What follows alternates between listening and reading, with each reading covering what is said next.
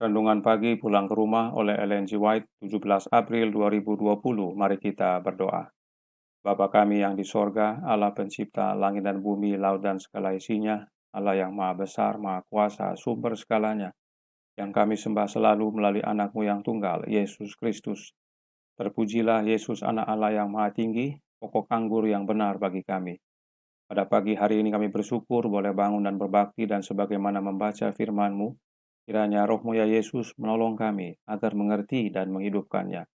Beserta kami sepanjang perbaktian ini, kehendak-Mu yang jadi, karena kami berdoa hanya melalui Yesus Kristus, yang adalah anak Allah yang tunggal, yang adalah juga Tuhan dan Juru Selamat kami. Amin. Renungan hari ini berjudul, bagaimanakah kita melihat diri kita sendiri? Ayat inti terdapat dalam Filipi 4 ayat 19. Allahku akan memenuhi segala keperluanmu menurut kekayaan dan kemuliaannya dalam Kristus Yesus. Pada zaman Kristus, para pemimpin agama dari bangsa itu merasa bahwa mereka kaya dalam harta rohani. Doa orang Farisi, "Ya Allah, aku mengucap syukur kepadamu karena aku tidak sama seperti semua orang lain." Lukas 18 ayat 11 menyatakan perasaan dari golongannya dan sebagian besar dari seluruh bangsa itu. Tetapi di dalam orang banyak yang mengelilingi Yesus itu ada beberapa orang yang mempunyai suatu perasaan tentang kemiskinan rohani mereka.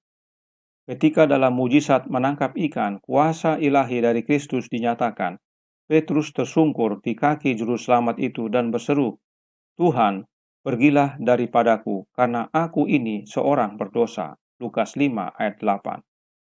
Begitu juga di antara orang banyak yang berkumpul di atas bukit, ada beberapa orang di hadirat kesucian Yesus merasa bahwa mereka melarat dan malang, miskin, buta, dan telanjang. Wahyu 3 ayat 17. Dan mereka rindu akan kasih karunia Allah yang menyelamatkan. Titus 2 ayat 11. Dalam jiwa-jiwa ini, kata-kata sambutan Kristus membangkitkan harapan. Mereka lihat bahwa kehidupan mereka berada dalam berkat Allah.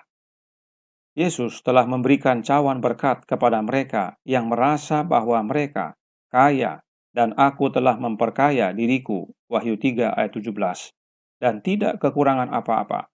Dan mereka telah berpaling dengan cemooh dari pemberian yang penuh kemurahan hati itu.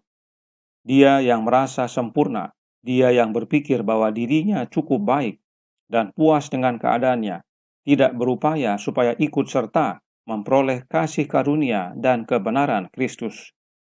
Kesombongan tidak merasakan keperluan, dan itu menutupi hati terhadap Kristus dan berkat-berkat tak terbatas yang akan Dia berikan. Tidak ada tempat bagi Yesus di dalam hati orang yang demikian. Mereka yang kaya dan terhormat dalam pandangan mereka sendiri tidak meminta dengan iman dan menerima berkat Allah. Mereka merasa lengkap, itu sebabnya mereka pergi dengan hampa. Mereka yang tahu bahwa mereka tidak dapat menyelamatkan diri mereka atau melakukan suatu tindakan yang benar dari diri mereka sendiri adalah orang-orang yang menghargai pertolongan yang dapat diberikan Kristus. Mereka itulah yang miskin di hadapan Allah yang dinyatakannya berbahagia. Siapa yang diampuni Kristus, dialah yang pertama membuat menyesal, dan tugas Roh Kuduslah menyadarkan orang terhadap dosa. Mereka yang hatinya telah digerakkan oleh Roh Allah, yang memberikan keyakinan melihat bahwa tidak ada kebaikan dalam diri mereka. Mereka lihat bahwa semua yang pernah mereka lakukan adalah bercampur dengan diri dan dosa. Seperti pemungut cukai yang malang itu, mereka berdiri jauh-jauh, tidak berani menengadah ke langit dan berseru, "Ya Allah, kasihanilah aku orang berdosa ini." Lukas 18 ayat 13. Dan mereka diberkati. Saudaraku dalam Tuhan, renungan hari ini pada prinsipnya mengamarkan kita. Adakah kita mengandalkan diri sendiri atau kita mengandalkan Yesus Kristus? Roh Nubuat menasihatkan dalam Membina Kehidupan Abadi, halaman 115, paragraf 1. Orang yang menerima Kristus dan di dalam keyakinannya yang pertama, ia berkata, "Aku diselamatkan," berarti berada dalam bahaya, berharap kepada dirinya sendiri. Jadi adalah bahaya jika pada pertama kali kita percaya dan langsung berkata, "Saya selamat." Kenapa? Kita baca kelanjutannya. Membina kehidupan abadi halaman 115 paragraf 1. Mereka tidak melihat kelemahan-kelemahannya sendiri dan keperluannya yang terus-menerus akan kekuatan ilahi. Saat pertama kali kita percaya dan menerima Yesus sebagai juru selamat kita adalah penting bagi kita untuk terus-menerus berhubungan dengan sumber kekuatan ilahi. Mengapa? Membina kehidupan abadi halaman 115 masih dalam paragraf 1. Keselamatan kita satu-satunya adalah dalam keadaan tidak percaya terhadap diri dan bergantung kepada Kristus. Kita harus andalkan kekuatan ilahi, yaitu Yesus Kristus, dan bukan diri kita sendiri. Sebab satu-satunya keselamatan hanya dengan bergantung kepada Kristus.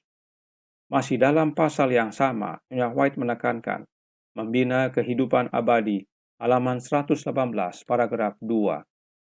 Hanya oleh penyangkalan diri yang tetap dan bergantung kepada Kristus, kita dapat berjalan dengan aman. Mau aman dan selamat? Sangkal diri dan bergantung sepenuhnya kepada Kristus.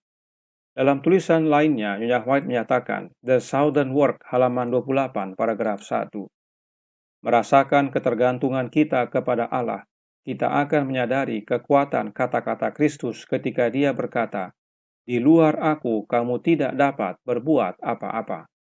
Itu sebabnya Yesus berkata, "Tinggallah di dalam aku dan aku di dalam kamu." Yohanes 15 ayat 4. Bagaimanakah kita untuk tinggal di dalam Kristus? Dalam renungan hari ini ada pernyataan berikut ini. Pulang ke rumah halaman 120 paragraf 3. Siapa yang diampuni Kristus, dialah yang pertama membuat menyesal, dan tugas Roh Kuduslah menyadarkan orang terhadap dosa. Kita perlu memahami tentang Roh Kudus ini dan hubungannya dengan Kristus, sebab Nyonya White tadi menyatakan bahwa satu-satunya keselamatan adalah bergantung pada Kristus. Dalam Healthful Living halaman 300 paragraf 3, Nyonya White menuliskan, getah anggur naik dari akar, disebarkan ke ranting, mempertahankan pertumbuhan dan menghasilkan bunga dan buah. Jadi, kuasa Roh Kudus yang memberi kehidupan yang berasal dari Kristus. Dalam bahasa Inggris dikatakan proceeding from Christ, dan diberikan kepada setiap murid meresapi jiwa, memperbaharui motif dan kasih sayang, dan bahkan pikiran-pikiran yang paling rahasia, dan menghasilkan buah perbuatan suci yang berharga. Perhatikan bahwa Roh Kudus itu disamakan dengan getah pokok anggur yang mengalir dari akar dan disebarkan ke ranting agar ranting hidup, berbunga, dan berbuah. Siapakah pokok anggur? Yesus Kristus. Siapakah ranting? Kita, umatnya. Baca Yohanes 15 ayat 5. Karenanya, Roh Kudus itu berasal dari Kristus dan disebarkan kepada kita yang adalah ranting-rantingnya agar kita hidup, berbunga, dan berbuah. Roh Kudus yang dari Kristus itu meresap dalam jiwa kita, hati kita. Saudaraku dalam Tuhan, ingat kutipan ini sebagaimana saudara membaca Yohanes 15 yang menjelaskan tentang penghibur atau Roh Kudus. Nah, kalau Roh Kudus itu berasal dari Kristus, ya, dalam bahasa Inggris disebutkan proceeding from Christ, keluar dari Kristus, layaknya getah berasal dari pokok anggur, apakah Roh Kudus itu oknum lain yang bukan Kristus? Tentu tidak. Dan karena Roh Kudus itu berasal dari Kristus, apakah dapat disebut Roh Kudusnya Kristus atau Roh Kristus yang kudus? Sudah tentu bisa. Perhatikan kutipan berikut ini dari Testimonies for the Church, volume 5, halaman 344, paragraf 2. Jika luka dan hinaan ditanggung dengan lemah lembut, jika kata-kata yang menghina ditanggapi dengan jawaban yang lembut, dan tindakan yang menindas dengan kebaikan, ini adalah bukti bahwa Roh Kristus berdiam di dalam hati. bahwa getah dari pokok anggur yang hidup mengalir ke cabang-cabang. Kita berada di sekolah Kristus dalam kehidupan ini, di mana kita harus belajar untuk menjadi lemah lembut dan rendah hati. Perhatikan, dalam kutipan ini Nyonya White tulis, Roh Kristus disamakan dengan getah dari pokok anggur. Dalam kutipan sebelumnya, Roh Kudus disamakan dengan getah pokok anggur juga. Karenanya, Roh Kudus yang dimaksudkan adalah Roh Kristus. Sebab keduanya itu disamakan dengan pokok anggur. Dan memang, Roh Kudus tersebut berasal atau keluar dari Kristus. Ini adalah pemahaman yang penting diketahui oleh umat Allah, teristimewa oleh umat gereja Advent yang sekarang ini. Karena ada ajaran yang salah yang menyatakan bahwa Roh Kudus itu bukan Kristus dan dia adalah oknum lain yang bukan Yesus. Ajaran ini tidak alkitabiah dan roh nubuat tidak ajarkan. Oleh karenanya, hati-hati. Sebab untuk bisa tinggal dalam Kristus, kita harus menerima getah pokok anggur, yaitu rohnya yang kudus, roh Kristus. Sebab Kristus adalah roh yang menghidupkan. 1 Korintus 15 ayat 45. Nah, renungan hari ini menyatakan bahwa tugas Roh Kuduslah yang menyadarkan akan dosa. Maka, Roh Kudus yang dimaksud adalah Roh Kristus. Karenanya, ingat kutipan berikut ini dalam Steps to Jesus halaman 22, paragraf 1 yang berkata, setiap keinginan yang benar datang dari Kristus. Dialah satu-satunya yang dapat membuat kita membenci dosa. Kristus satu-satunya yang membuat kita benci terhadap dosa. Bagaimana kita bisa benci akan dosa kalau kita tidak sadar akan dosa itu? Jadi yang menyadarkan kita akan dosa adalah Kristus. Dan dia juga yang membuat kita membenci dosa. Tidak hanya itu, kebahagiaan sejati halaman 21 paragraf 4 menyatakan, terlebih lagi, kita tidak dapat bertobat tanpa Roh Kristus yang membangunkan hati nurani dan kita tidak dapat diampuni tanpa Kristus. Yang menyadarkan kita akan dosa adalah Yesus. Yang membuat kita benci akan dosa adalah Yesus. Dan yang dapat membuat kita bertobat adalah Yesus. Bagaimana caranya? Melalui kehadiran Roh-Nya yang kudus, getah pokok anggur. Mereka yang memiliki Roh Kristus dalam dirinya tidak lagi andalkan diri, bahkan melihat apa yang mereka buat bercampur dengan dosa. Kita yang memiliki Roh Kristus akan berseru seperti pemungut cukai itu, "Ya Allah, kasihanilah aku orang berdosa ini." Karenanya, di Upward Look halaman 62 paragraf 2 menyatakan, kita harus memiliki ketergantungan yang hidup kepada Allah yang hidup. Dan ketika ada hubungan yang hidup dengan Allah yang hidup, Kristus tinggal di dalam hati oleh iman yang hidup dan agen manusia bekerja sesuai kehidupan Kristus. Siapa Allah yang hidup? Allah Bapa. Baca 1 Tesalonika 1 ayat 9 dan 10. Dan jika kita mau mempunyai hubungan dengan Allah Bapa, maka Kristus harus tinggal dalam hati kita. Ingat, dalam pelajaran Yohanes pasal 15, Yesus berkata, "Akulah pokok anggur yang benar, dan Bapalah pengusahanya." Bapa yang merawat pokok anggur itu. Jika kita mau dirawat, kita harus terhubung kepada pokok anggur itu yang adalah Yesus Kristus, Anak Allah yang tunggal. Sebab Yesus berkata, tidak ada seorang pun yang datang kepada Bapa kalau tidak melalui aku. Yohanes 14 ayat 6.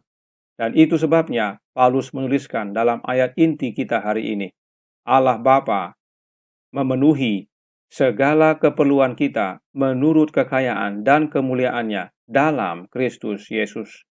Segalanya Allah Bapa telah sediakan di dalam anaknya, Yesus Kristus. Jangan lihat diri, tapi pandanglah pada Yesus. Tuhan memberkati, saya bawa dalam nama Yesus. Amin. Mari kita berdoa. Bapa kami yang di sorga, Allah pencipta langit dan bumi, laut dan segala isinya, Allah yang maha besar, maha kuasa, sumber segalanya, yang kami sembah selalu melalui anakmu yang tunggal, Yesus Kristus.